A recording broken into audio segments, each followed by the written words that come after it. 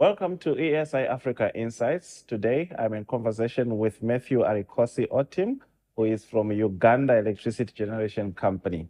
Welcome to the show, Matthew. Thank you, Mediasi. How are you doing? Doing well. Awesome. Yeah. So let's jump straight into it. I just want to understand Uganda's electricity and energy sector. How would you describe it to me? Where to start? Uganda's electricity and energy sector is under the stewardship of the Ministry of Energy and Mineral Development, supported by the different agencies within it. Like many other countries, it's typically divided in three segments: generation, transmission, and distribution. The generation segment is made up of a mix of government-owned power plants run by UEGCL, my employer, independent power producers, and also some public-private partnerships.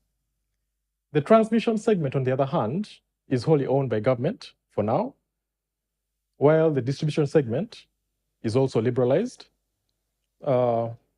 including the government-owned utility, UEDCL, as well as a few other private players. What is the total installed capacity now in Uganda? If I include the soon-to-be commissioned 600 megawatt Karuma hydropower project that we are implementing as UEGCL, it would put Uganda's total installed generation capacity at just over 2,000 megawatts. That's good. Yeah. And then what is the access rate? Despite the progress we are making with the increased generation, access is still a challenge. Currently, about 28% of the population in Uganda has access to the national grid, and the rate of rural electrification is even lower. However, the government is actively implementing a number of initiatives to try and increase access through both on-grid and off-grid solutions. But just to take this a little bit further into what are some of the challenges facing Uganda right now? There are a few challenges in the ESI, the electricity supply industry, but in my opinion, and arguably, the biggest challenge is the need for extensive and sustainable investment in infrastructure. I think that is where our focus needs to be to meet the projected growing demand in the country. Yeah. You have attended the CEO forum, and it was good to just see the group participating. What are your biggest takeaway? How did you find the forum itself? The forum was quite engaging, quite insightful.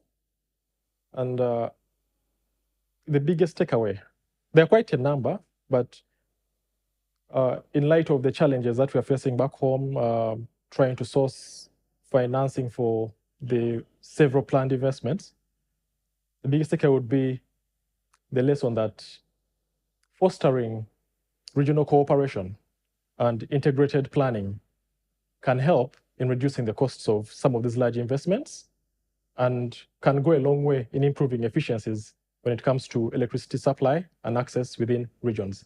So we don't have to go at this ambitious target of 52,000 megawatts on our own. We can leverage the synergies that come with regional integration and trading. I think that was a very interesting point, bringing together, to work together as a unit, as a block. And the Southern African Power Pool was there, as well as the East African Power Pool. So I think those were insightful conversations. Any word for CEOs out there in terms of solutions and suggestions of how utilities should perform in Africa? Yeah, I can think of a few, but I will stick to the context of the challenges that I'm aware of. I think especially for Africa, utilities should focus on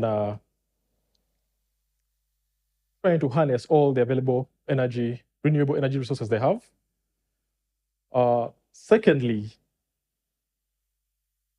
there is need for sustainability of these utilities in the environments they work in. And by this, I mean you need above and beyond cost-reflective tariffs. And to do that, you need to to enhance your regulatory frameworks to be able to attract, stimulate, and secure investments, because the investments we need for these projects are quite high. If I'm to draw from our energy policy, our goal is to secure 52,000 megawatts of generation capacity by 2040.